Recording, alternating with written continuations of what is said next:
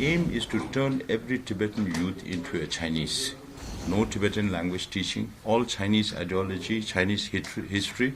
You can imagine the consequences another 10, 15, 20 years down the line, that no Tibetans will be able to speak Tibetan.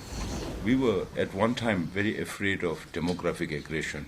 We thought that a lot of Chinese will come into Tibet and they will sinicize Tibet.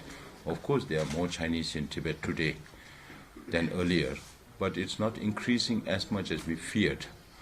So now they have adopted another policy, similar to what the colonialists used to follow, like in the United States, how they treated their native people, or the Canadians, how they treated their First Nation people.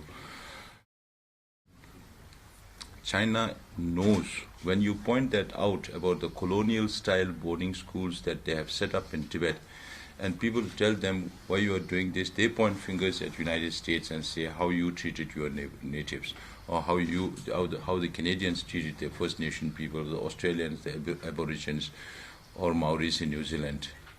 They know it's wrong historically, but they are still doing it on Tibet.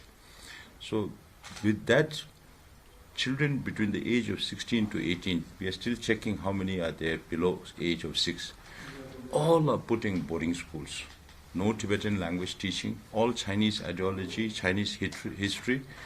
So the aim is to turn every Tibetan youth into a Chinese. So if they are able to do that, now more than 80% of Tibetan children are in boarding schools, colonial-style boarding schools. Now if the Chinese government you can imagine the consequences another 10, 15, 20 years down the line, that no Tibetans will be able to speak Tibetan. Then Tibetans will also lose this Aryavrat image of India. So this also has serious implications on India's security.